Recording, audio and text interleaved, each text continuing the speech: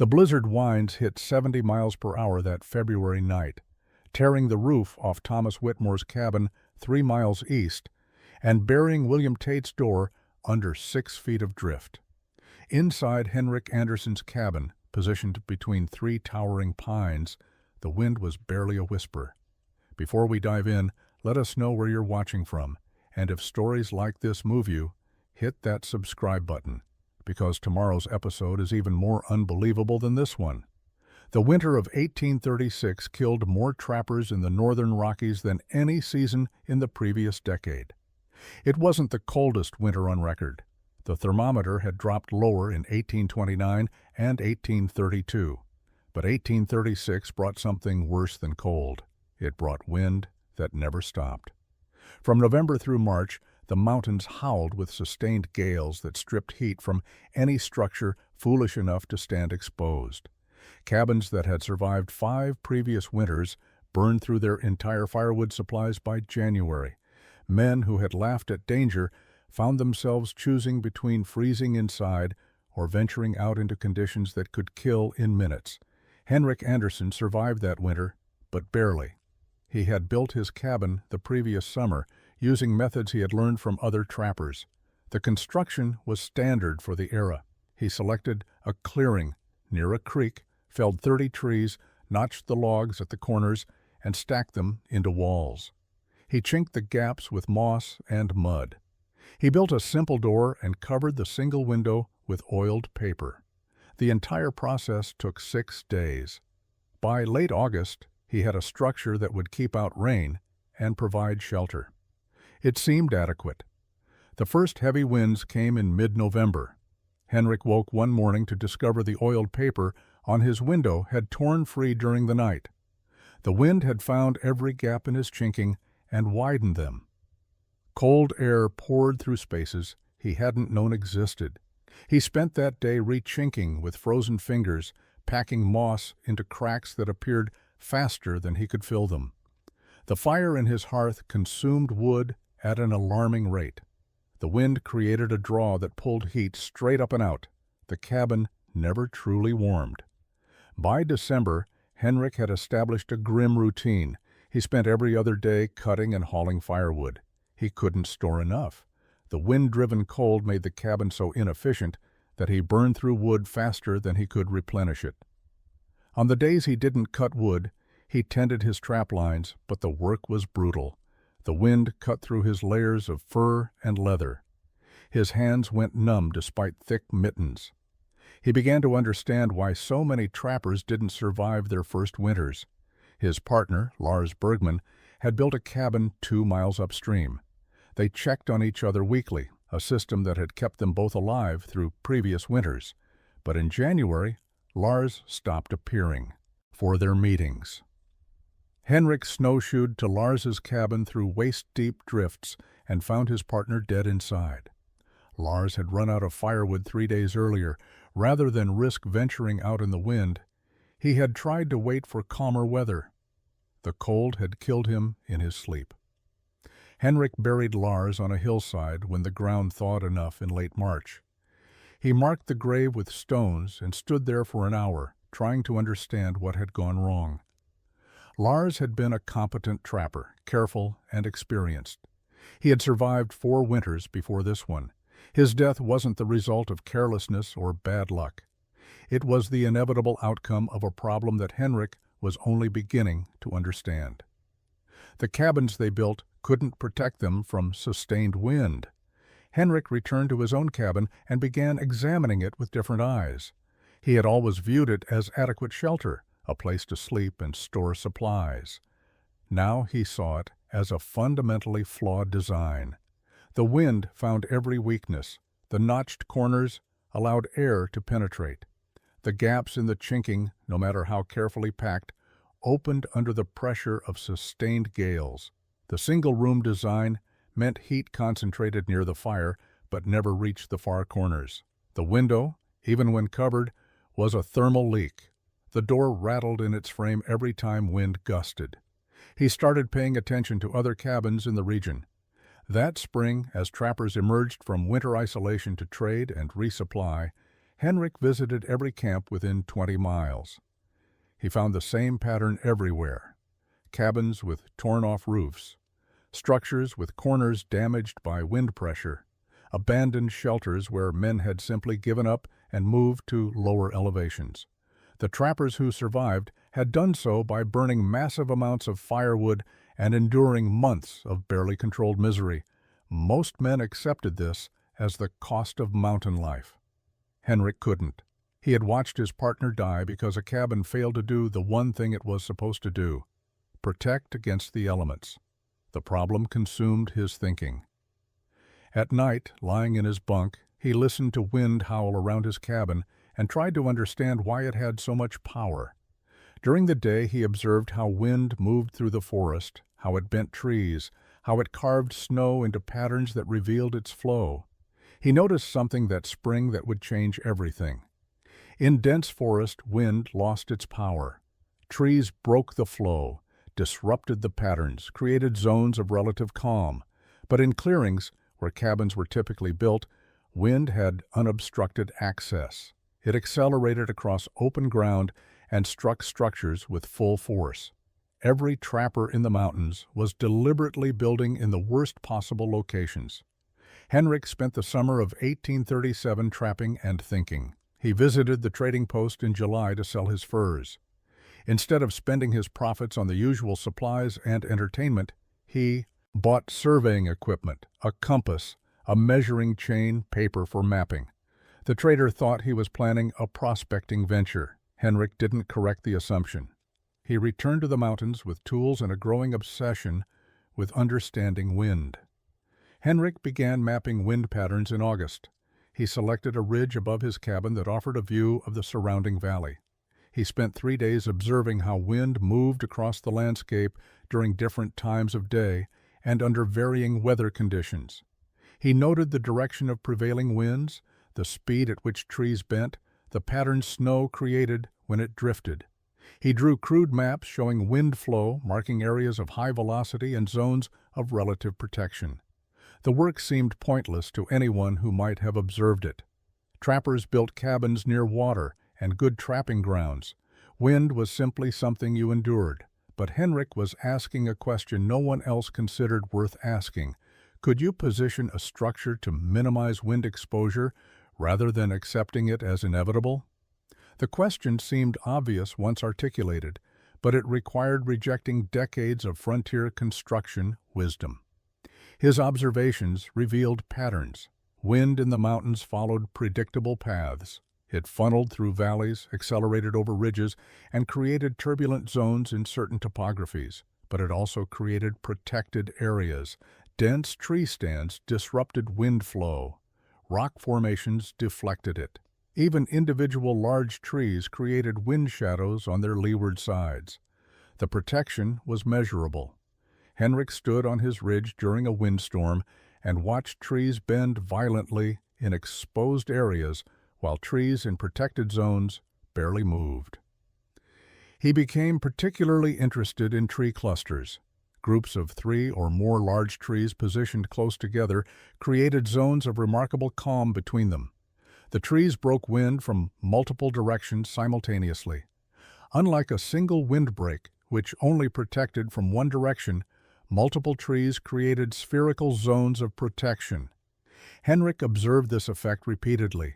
During storms, snow accumulated in massive drifts against the windward sides of exposed trees, but in the protected zones between clustered trees, snow fell more gently and accumulated more evenly.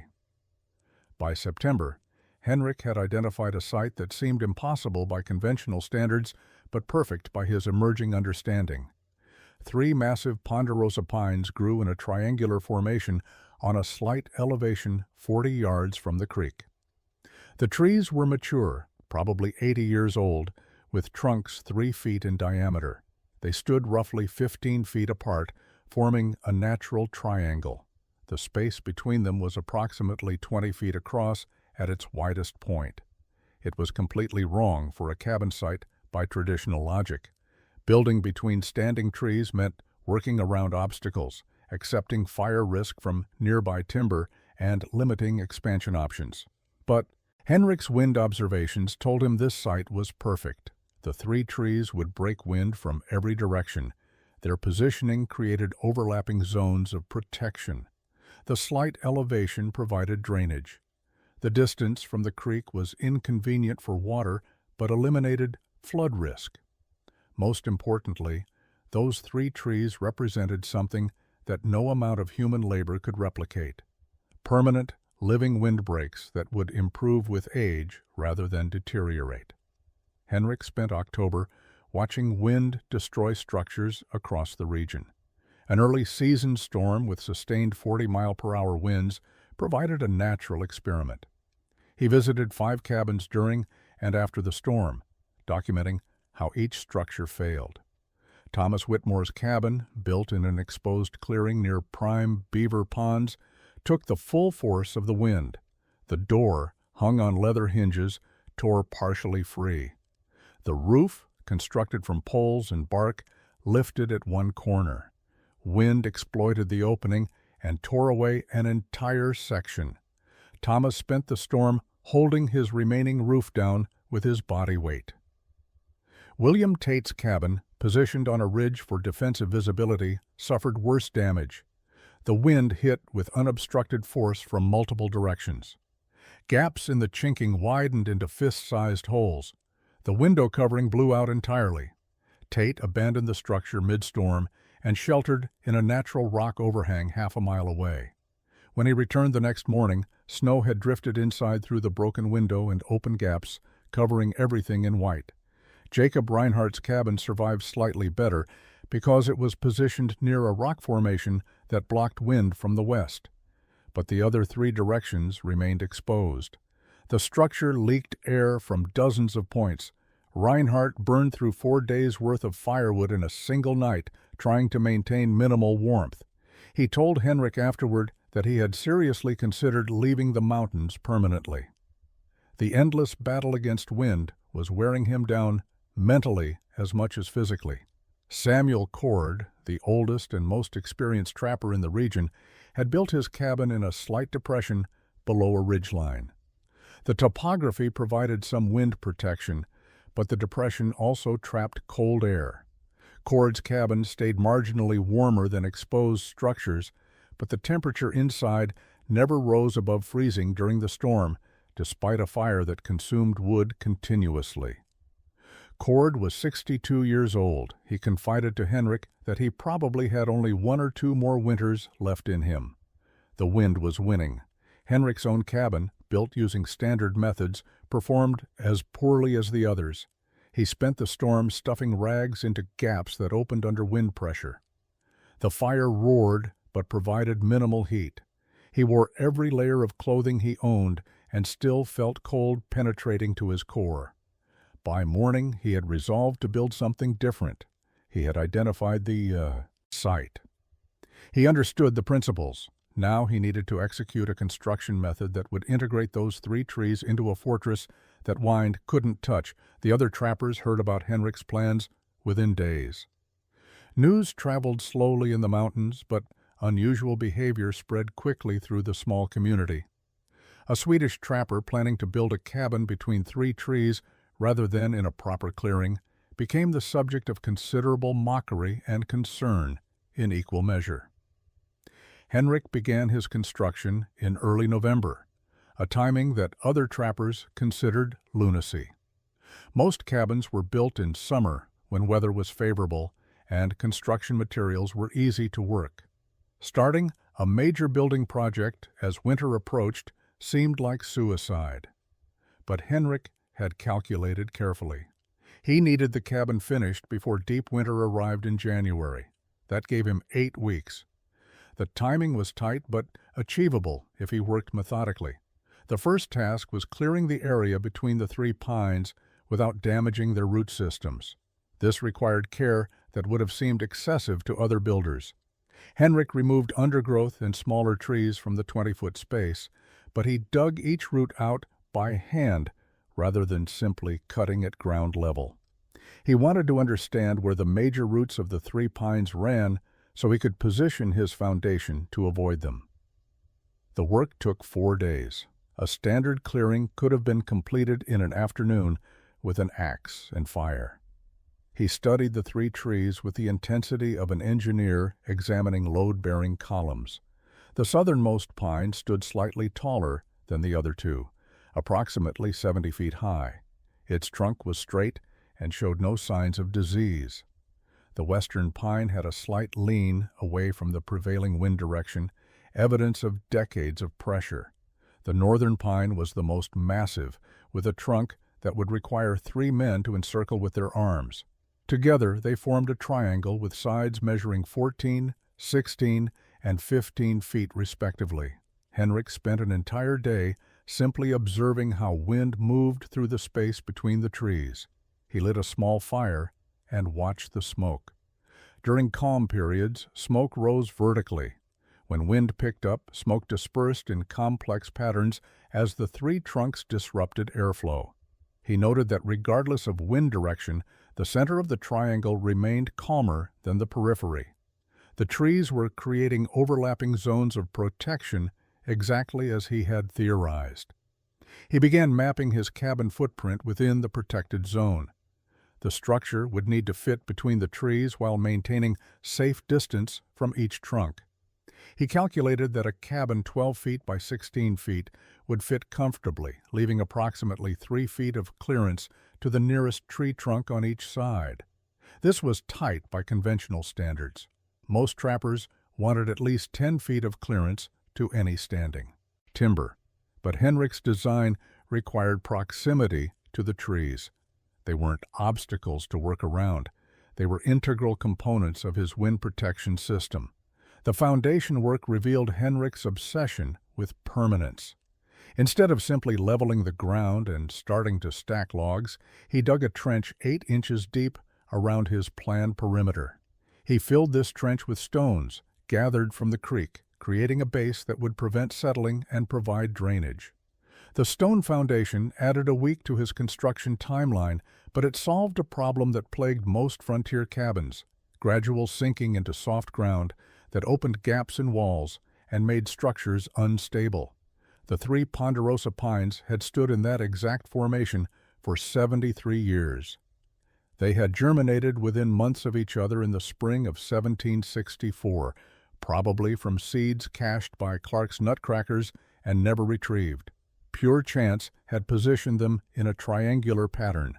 For 7 decades, they had grown together, their root systems interweaving underground, their branches reaching toward available light above. The trees had survived fires that swept through the region in 1791 and 1814. Their thick bark, characteristic of mature ponderosas, had protected the living cambium beneath from flames that killed younger trees. They had survived drought years when many surrounding pines failed. Their deep taproots reached water tables that shallow-rooted species couldn't access. They had survived windstorms that toppled less fortunate timber.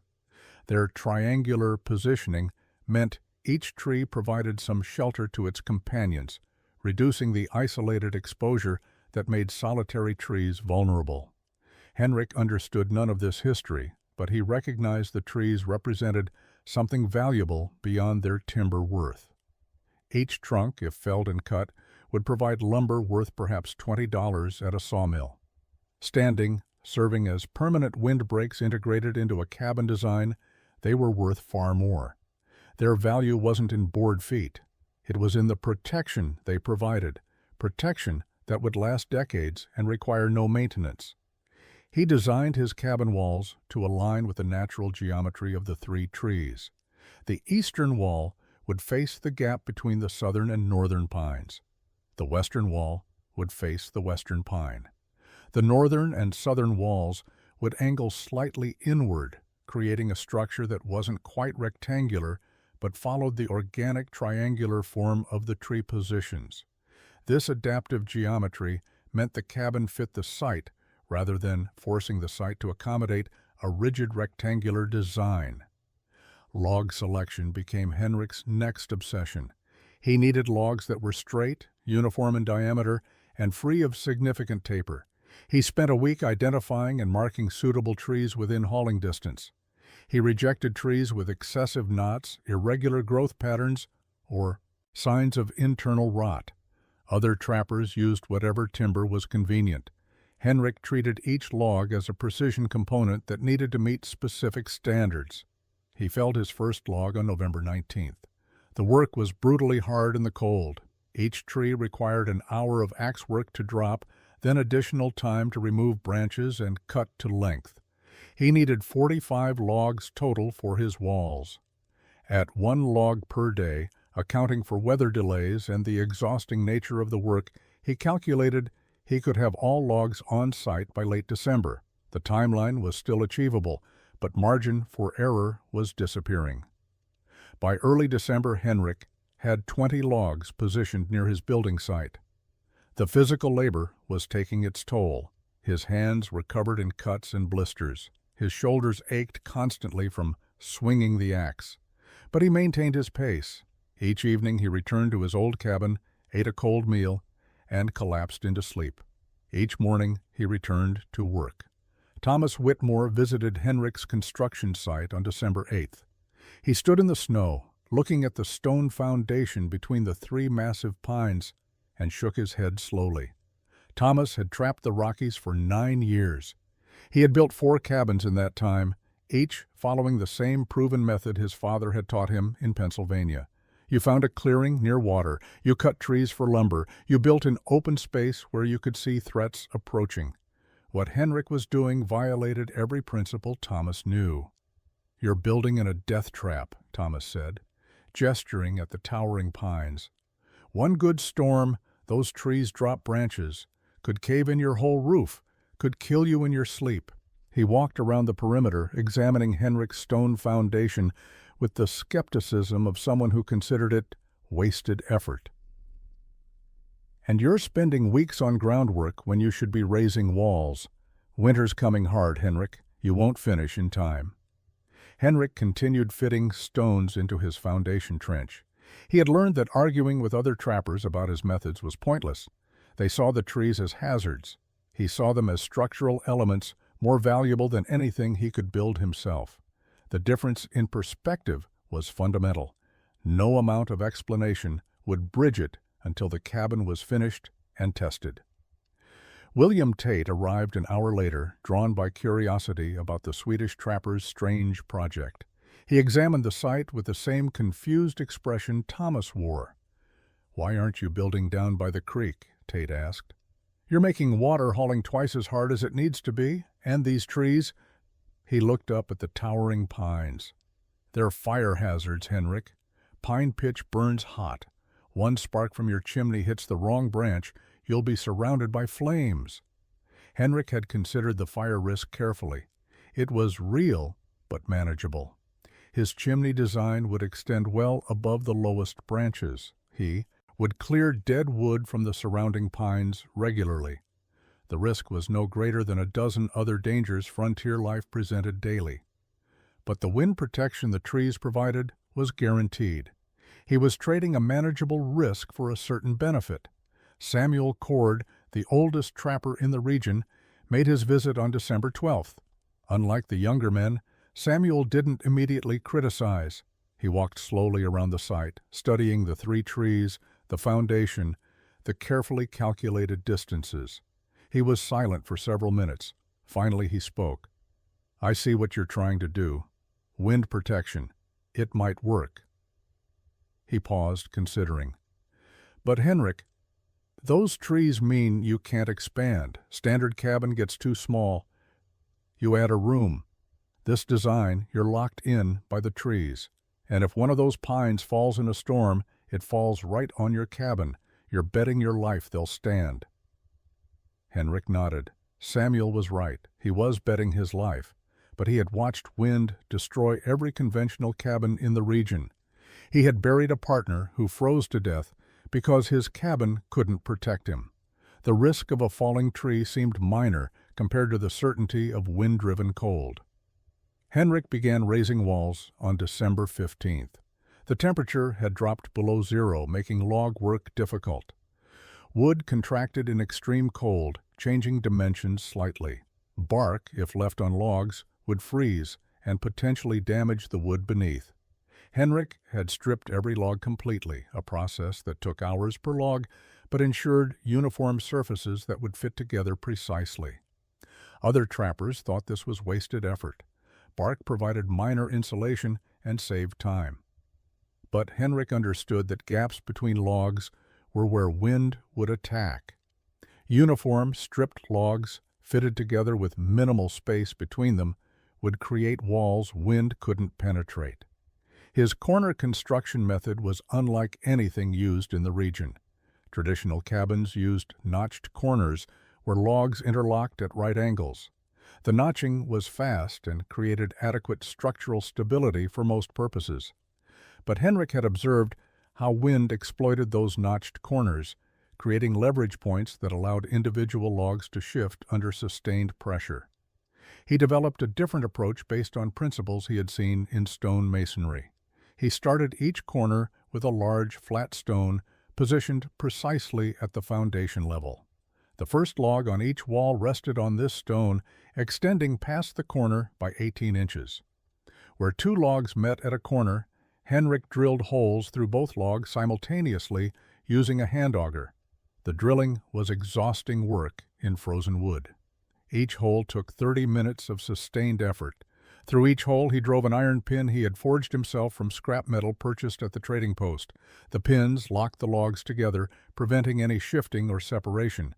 The technique meant each corner incorporated 4 logs and 2 iron pins at every level. Building this way took 4 times longer than notched construction. But the result was a rigid corner assembly that distributed force across multiple logs, rather than concentrating stress at notched joints. As the walls rose, each layer was pinned to the layers above and below. The entire structure became progressively more rigid. By December 23rd, Henrik had completed 4 courses of logs around the perimeter. The walls stood 3 feet high. His hands were bloody from handling frozen wood and metal. His progress was slow, but the structure emerging between the 3 pines was unlike any cabin in the Rocky Mountains. The walls were tight, the corners were solid, and the positioning between the trees created a sense of protection that visitors found unsettling. The space felt enclosed, almost claustrophobic, compared to cabins built in open clearings. Jacob Reinhardt stopped by on Christmas Eve. He brought a flask of whiskey and the offer to help Henrik raise the remaining walls. "You won't finish alone before the hard storms come," Jacob said. "I don't understand what you're building, but I'll help you build it. No man should work alone on Christmas." The 2 men worked through the short winter day, raising 3 more courses of logs.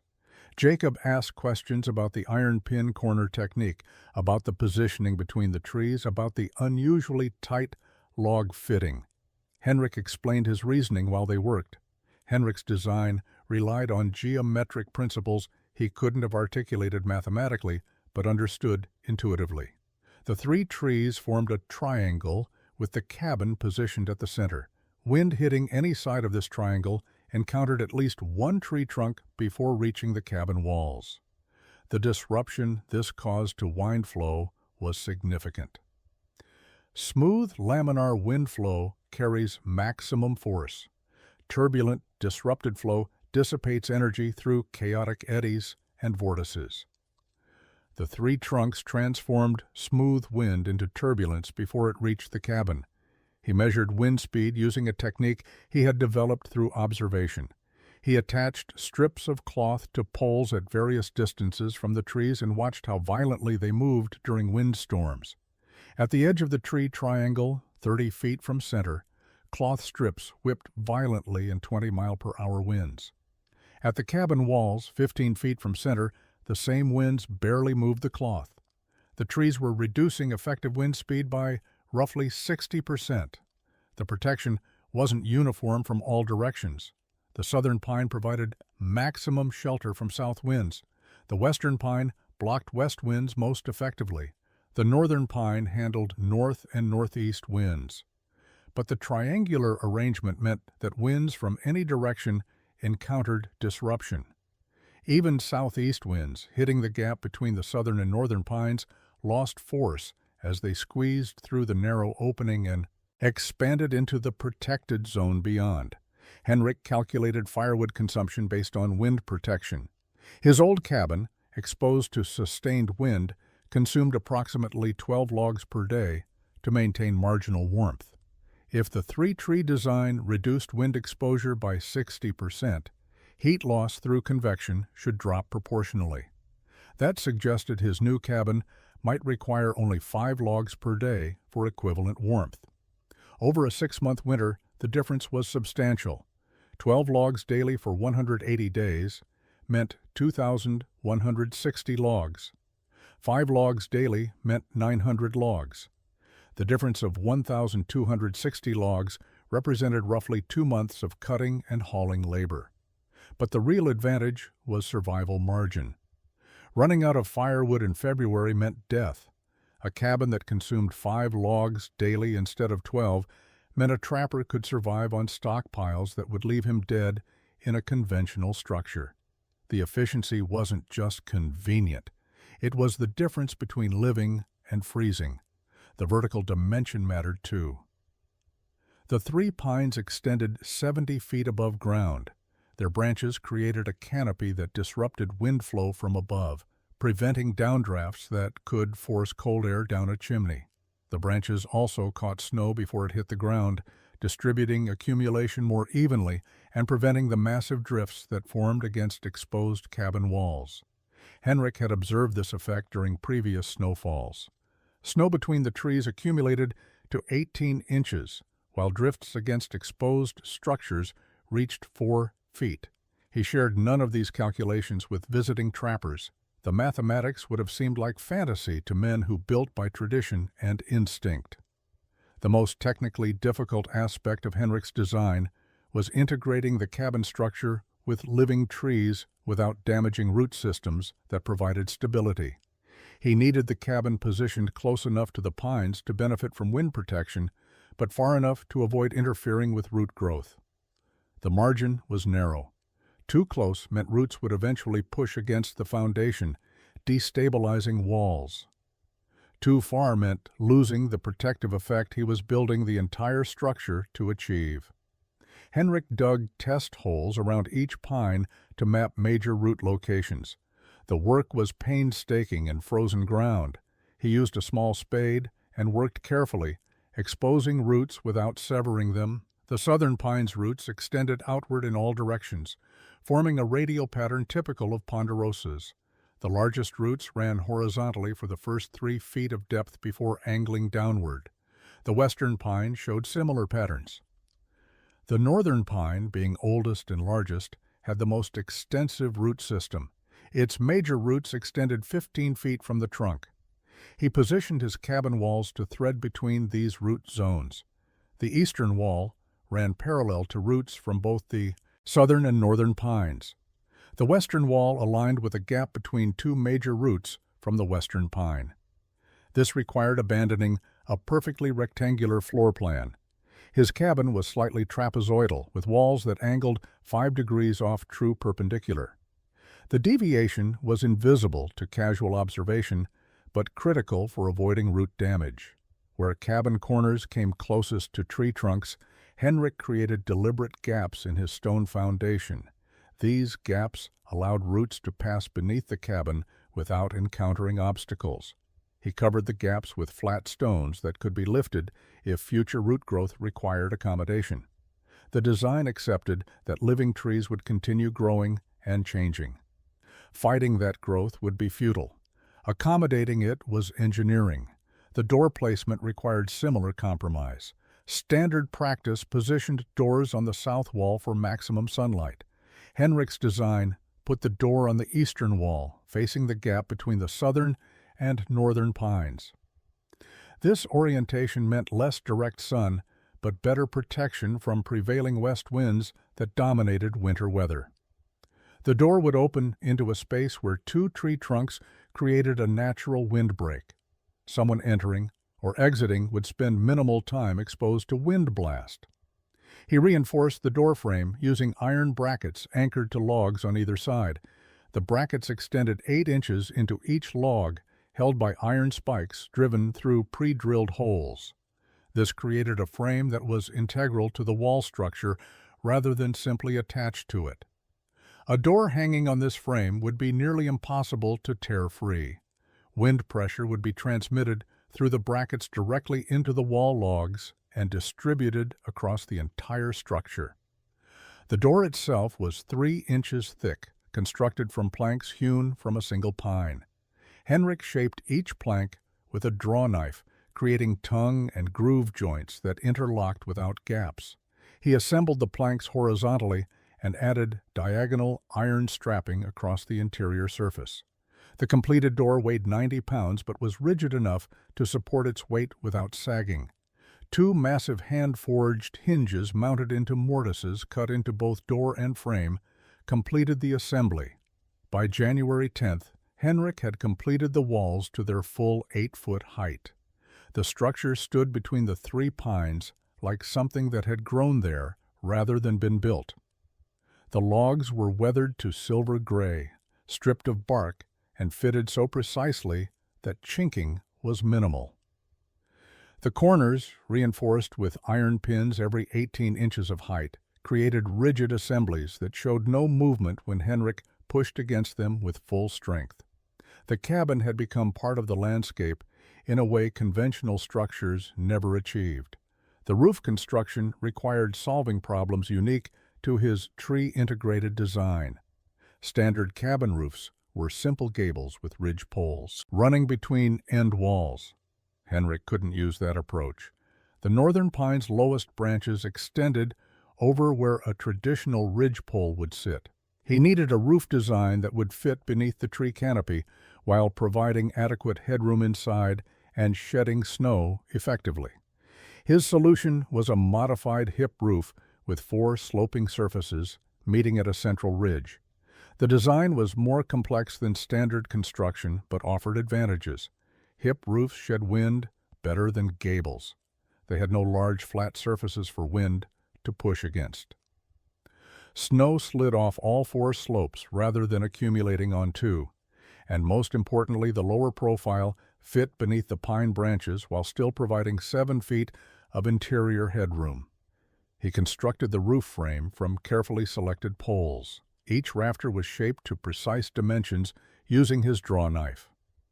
The rafters met at a central ridge beam that ran only 8 feet, much shorter than the 12-foot length a gable would require.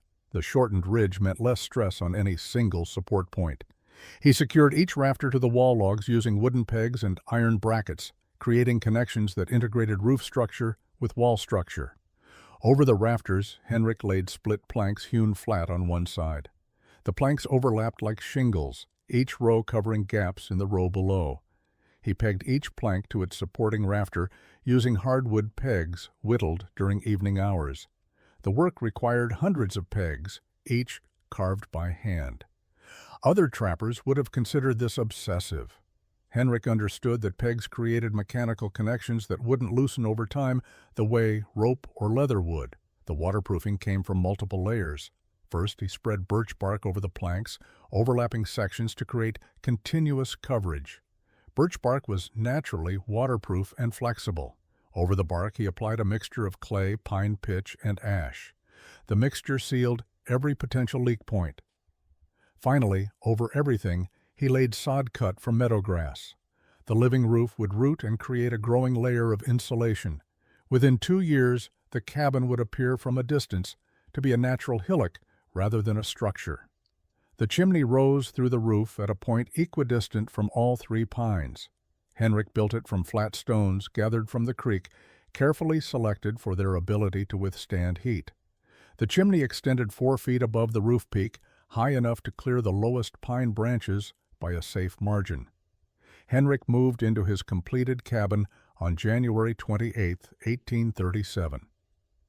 The structure had taken 11 weeks to build, far longer than the 5 or 6 days required for conventional construction.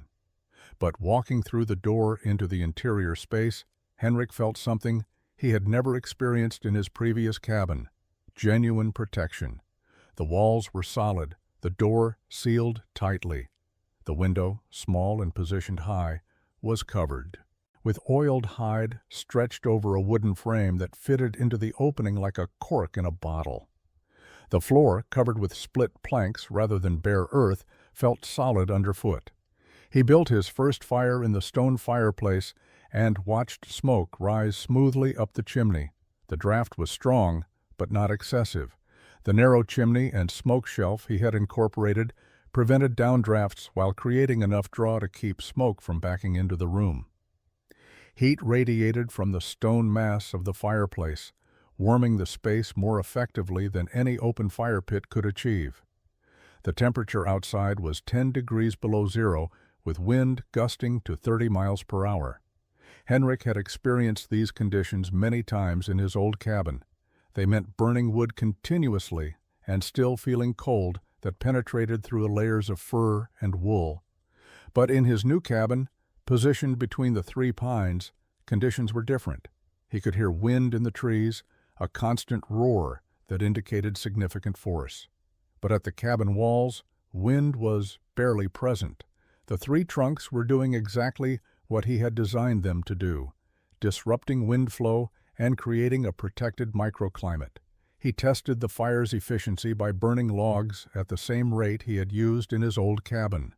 Within 2 hours, the interior was uncomfortably warm. He opened the small window slightly to vent excess heat. The difference was remarkable. The same amount of firewood that had produced marginal warmth in an exposed cabin was producing abundant heat in his wind-protected structure. The walls, fitted tightly with minimal chinking, weren't leaking heat through convection. The roof, with its multiple layers, was providing genuine insulation rather than token protection. Over the next week, Henrik refined his understanding of how the cabin performed. Morning temperatures inside were cold, typically near freezing, but a small fire brought the space to comfortable warmth within 30 minutes. During midday, passive solar gain through the small south-facing window he had added provided enough heat that he could let the fire die to coals. Evening required rebuilding the fire, but overnight heating required only banking coals rather than maintaining active flames. He calculated his firewood consumption carefully. 5 logs per day was maintaining comfortable warmth. His old cabin had required 12. The 3-tree wind protection was delivering the efficiency improvement he had predicted. His winter firewood supply, which would have been exhausted by mid-February in a conventional cabin, would now last through March with reserves remaining. The margin between survival and death had widened considerably. Word spread through the trapping community that Henrik had finished his cabin between the three pines. The response was mockery mixed with genuine concern for his mental state. Thomas Whitmore told other trappers that the Swedish fool had built himself a coffin. When a tree fell during a storm, and it would eventually, Henrik would be crushed in his sleep with no escape. William Tate joked at the trading post that Henrik had saved money on lumber by letting the trees do half the work of building walls. The joke spread and mutated. By the time it reached camps 50 miles away, trappers were repeating stories about a crazy Swede who had built a cabin with trees growing through the roof. Samuel Cord offered a more measured assessment when asked his opinion. He acknowledged that Henrik's wind protection theory had merit, but questioned whether the execution was sound. The trees were indeed blocking wind, but they represented permanent limitations. The cabin couldn't be expanded. The trees created fire hazards during dry seasons. And most critically, ponderosa pines had finite lifespans. In 60 or 70 years, those trees would begin dying.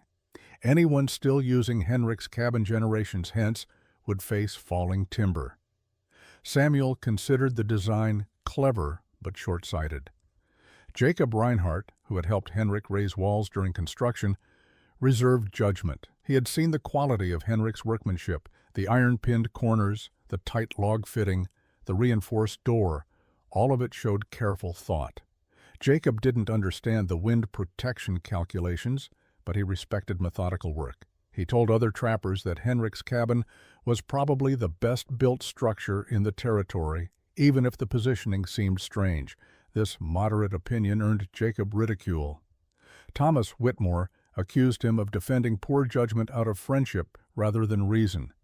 The mockery intensified when trappers learned how long construction had taken. 11 weeks to build a single cabin was absurd by frontier standards. Thomas had built his current cabin in 4 days with help from one partner. William Tate had constructed his in 6 days, working alone. The idea that Henrik had spent nearly 3 months on a structure that would serve the same basic purpose as cabins built in less than a week seemed like proof of either incompetence or insanity. Henrik heard all the criticism secondhand through trappers who visited his cabin out of curiosity. He never argued or defended his choices. The cabin would prove itself or it wouldn't. Words were irrelevant. But the constant mockery revealed something about frontier culture that Henrik found frustrating.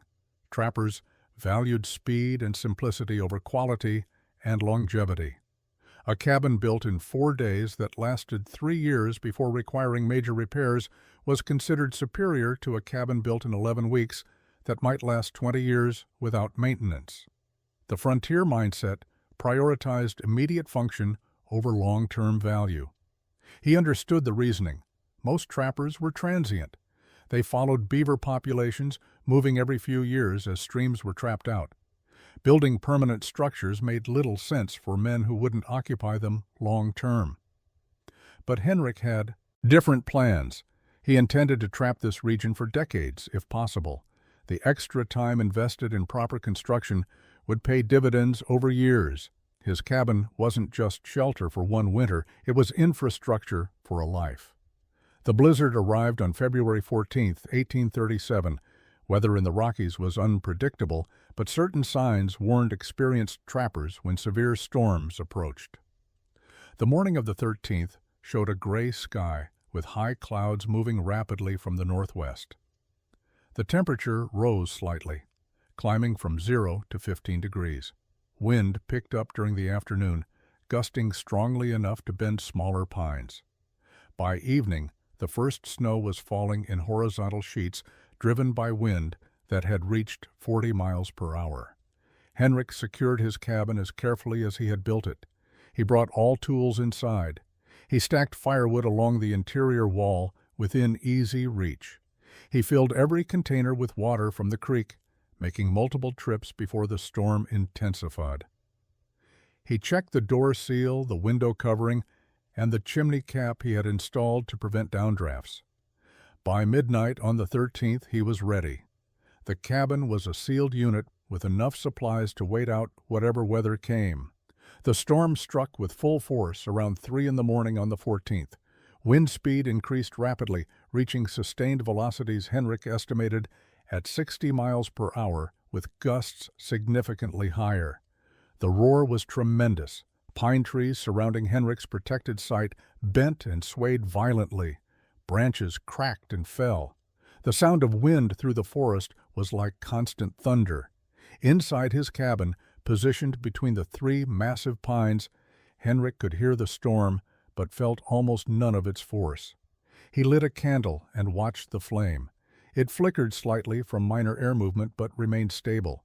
In his old cabin, wind would have blown the candle out immediately and filled the space with freezing drafts. He walked around the interior, checking walls for cold spots that would indicate air infiltration. The walls were solid. He placed his hand against the door. It was cold to touch, but completely still. No vibration from wind pressure, no rattling. The 3-tree windbreak was performing exactly as designed. By dawn on the 14th, snow was falling so heavily that visibility outside was measured in feet. Henrik could see the 3 pine trunks through his small window, dark columns in white chaos. The trees were swaying but standing firm. Their branches shed snow as quickly as it accumulated. The protected space around the cabin showed snow accumulation of perhaps 8 inches, falling relatively gently despite the violence of the storm beyond the tree perimeter. Henrik spent the day maintaining a small fire and monitoring conditions. The cabin temperature stayed comfortable. He burned 3 logs over 12 hours, less than he would have used during calm weather in his old cabin. The wind protection was saving fuel even during the worst conditions. By evening, the storm had reached its peak intensity. Henrik estimated wind speeds were approaching 70 miles per hour. He could hear trees cracking and falling in the distance. The sound was ominous, like gunshots echoing through the forest. He thought about Thomas Whitmore's cabin 3 miles east, fully exposed on its clearing. He thought about William Tate's ridge-top structure, catching wind from all directions. He hoped they had enough firewood stockpiled. He hoped their doors held. The storm continued through February 15th and into the 16th before finally diminishing on the 17th. 3 full days of sustained wind and heavy snow. When Henrik finally opened his door on the morning of the 17th, he stepped into a transformed landscape. Snow had accumulated to 30 inches in the protected zone around his cabin. The 3 pines stood firm, their branches heavy with white but intact. Beyond the immediate area, the forest showed extensive damage. Broken branches littered the ground. Several smaller trees had toppled, but the 3 giants that protected Henrik's cabin had weathered the storm without significant damage. Henrik strapped on snowshoes and began the trek to check on neighboring trappers. The journey was difficult through deep snow, but concern for the others drove him forward. He reached Thomas Whitmore's cabin first. The damage was severe. The roof had partially collapsed on the eastern side. Snow had drifted against the western wall to a depth of 6 feet, completely burying the lower half of the structure. Thomas was alive, but shaken. He had spent the 3 days holding his remaining roof sections down with ropes and body weight. His firewood supply was nearly exhausted. He had burned through 2 weeks' worth of logs trying to maintain minimal warmth, while wind poured through gaps that opened under storm pressure. Thomas looked at Henrik with exhausted eyes and said quietly, "Your cabin stood?" Henrik nodded. Thomas sat down heavily on a snow-covered stump. The trees protected it. It wasn't a question. He understood suddenly what Henrik had built and why. The mockery he had voiced weeks earlier seemed foolish now in the face of his destroyed roof. William Tate's cabin had fared even worse. Henrik found it abandoned. The door had blown off its hinges during the storm. The interior was filled with snowdrift. William had fled to a natural shelter cave a mile away where he had waited out the storm in miserable conditions. Henrik tracked him down and found him suffering from mild frostbite on 3 fingers. William's first words were asking how Henrik's cabin had survived. When Henrik explained the 3-tree wind protection, William said nothing for several minutes. Finally, "I should have listened. I thought you were crazy. I was wrong." Jacob Reinhardt's cabin had survived but suffered damage. 2 logs in the north wall had shifted under wind pressure, opening a gap that had leaked cold air throughout the storm. Jacob had stuffed the gap with everything available, clothes, blankets, even beaver pelts, but hadn't been able to seal it completely. He had burned through his entire firewood stockpile and had started burning furniture and tool handles by the 3rd day. When Henrik arrived, Jacob was preparing to dismantle his sleeping platform for fuel. His relief at seeing Henrik was visible. "Tell me how you built those corners. The pinned corners. Mine failed. Yours didn't." Samuel Cord had survived in his Depression Site cabin, but barely. The old trapper admitted he had come close to freezing despite maintaining a fire continuously. Henrik spent the week following the blizzard helping other trappers repair damaged cabins. He brought tools, shared firewood from his reserves, and explained the construction techniques that had allowed his structure to survive. The atmosphere had changed completely. Men who had mocked his 3-tree design now asked detailed questions about corner reinforcement, wind pattern analysis, and thermal efficiency calculations. The blizzard had been a brutal but definitive experiment. Conventional cabins had failed. Henrik's design had succeeded. Thomas Whitmore was the first to announce he would rebuild using Henrik's principles. His damaged cabin was beyond simple repair. The collapsed roof section had allowed snow to destroy interior supplies. The walls had shifted enough that structural integrity was compromised. He would need to start over. This time, he told Henrik, he would build properly. He asked if Henrik would help him find a suitable tree cluster for wind protection. Henrik agreed and spent 2 days walking Thomas through site selection criteria. They found a location 1 mile upstream from Thomas's original cabin. 4 mature Douglas firs grew in a rough square pattern. The spacing was wider than Henrik's 3-pine site, but the 4-tree configuration offered protection from all cardinal directions. Thomas began construction in early March, incorporating iron-pinned corners, tight log fitting, and reinforced door design. His progress was slow compared to his previous 4-day cabin builds, but he worked with the careful attention of someone who understood that shortcuts led to failure. Jacob Reinhardt began reinforcing his existing cabin rather than rebuilding. He removed the damaged logs from his north wall and replaced them using Henrik's pinning technique. He added iron brackets to his door frame and rebuilt his door using thick planks with tongue and groove joints. The modifications took 3 weeks, but transformed his cabin from marginal shelter into genuine protection. Jacob told Henrik that the work felt like rebuilding a house he was planning to leave versus building a home he intended to keep. William Tate's response was different. He announced he was leaving the mountains entirely. The blizzard had broken something in him. He had spent 3 days in a cave thinking he might die, and the experience had convinced him that mountain trapping wasn't worth the constant danger. He sold his trap lines to Samuel Cord and departed for St. Louis in April. Henrik watched him go without comment, and not everyone was suited to frontier life. The blizzard had simply revealed that truth. Samuel Cord, despite his age and exhaustion, showed the most interest in Henrik's techniques.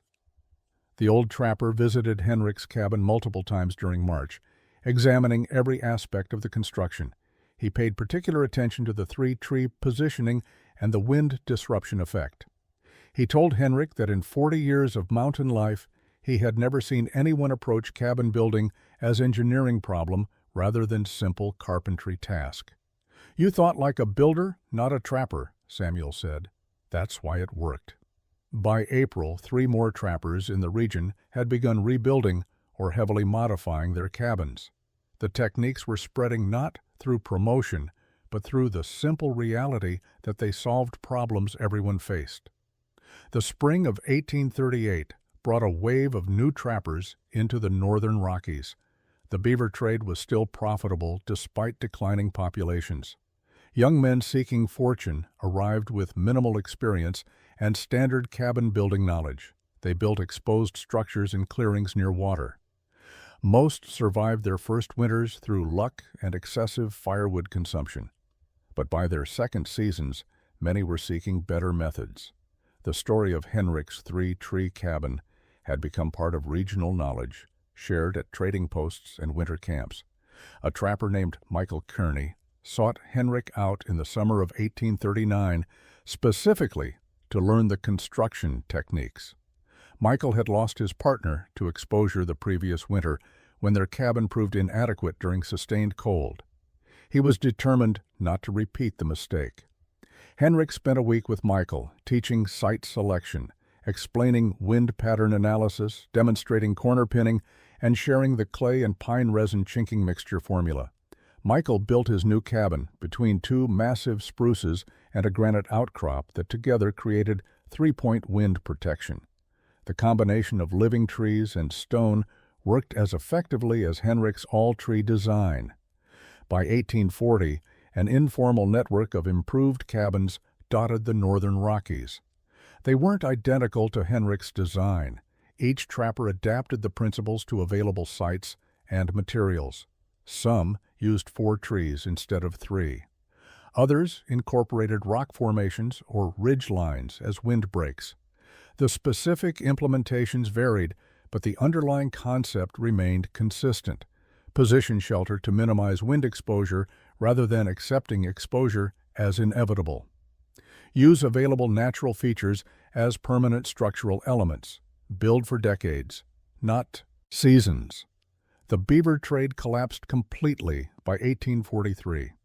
Silk replaced felt in hat manufacturing, destroying market demand overnight. Most trappers left the mountains. The era of the mountain man ended as suddenly as it had begun. But the cabins remained. Settlers moving west under various homestead programs discovered these structures and recognized their superior construction. A family arriving in Montana Territory in 1847 found Henrik's original three-tree cabin empty but intact. They occupied it for 2 years while establishing their ranch. The cabin provided shelter that would have taken months to build themselves. Hunters, prospectors, and travelers used the scattered improved cabins as way stations through the 1850s and 60s. The structures acquired reputations. Trappers referred to them as wind-proof cabins or tree cabins. The term Bridger cabin, which had described Samuel Bridger's bear-proof construction in another region, never attached to Henrik's wind protection design. No single name unified the concept. The cabins were simply known as the ones that worked, the ones that kept you warm, the ones built by someone who understood what they were doing. Henrik himself left the mountains in 1844 when the fur trade ended. He had saved money during his trapping years and invested it in a small farm in the Willamette Valley of Oregon Territory. Henrik Anderson died on March 6, 1872, at age 64. He had lived the final 28 years of his life as a farmer in Oregon, far from the mountains where he had built his wind-protected cabin. He married Catherine Olson in 1846 and raised 4 children who knew nothing of their father's trapping years except occasional stories he told on winter evenings. He was remembered by his family as a quiet man who built things carefully and refused to accept that traditional methods were the only methods. His obituary in the Oregon City newspaper was 4 lines. It mentioned his farm, his wife, his children, and his emigration from Sweden. It said nothing about cabins or wind protection or innovations that had spread across the Rocky Mountains. Henrik had never sought credit or recognition for his construction techniques. He had simply solved a problem that was killing people and shared the solution with anyone interested. The lack of public recognition didn't diminish the impact of what he had created. The cabin Henrik built between 3 pines stood for 41 years. Settlers used it periodically through the 1850s and 60s. A prospector occupied it during the 1870 mining rush. A hunting guide used it as a base camp in 1878. The structure finally failed in 1879 when the northern pine, the largest of the 3, died from bark beetle infestation and fell during a storm. The falling trunk crushed the north wall and part of the roof.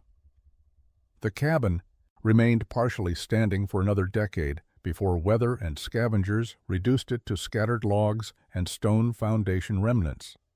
But the idea Henrik had proven survived far longer than the physical structure. Throughout the Rocky Mountain region, cabins built using wind protection principles remained in use into the 20th century. Forest Service rangers in the 1920s discovered dozens of old cabins positioned near tree clusters or rock formations in patterns that suggested deliberate wind protection design. A few rangers interested in frontier history documented these structures and noted their superior preservation compared to conventional cabin ruins. The academic papers published from this research mentioned wind protection strategies without knowing the origin story or Henrik's name. Modern historians studying frontier architecture occasionally encounter references to trappers who built shelters integrated with natural windbreaks during the 1830s and 40s. The practice is documented but rarely explained. Most academic sources treat it as spontaneous parallel innovation by multiple individuals responding to harsh conditions. The idea that one Swedish trapper systematically developed the approach and shared it freely with others has been lost to time. Henrik left no written records. He filed no patents. He never promoted his innovations beyond personal conversations with neighboring trappers. The 3 pines that protected Henrik's cabin are gone. The northern pine fell in 1879. The southern pine died in 1912. The western pine survived until 1968 when it was cut for timber. But the site remains identifiable to anyone who knows what to look for.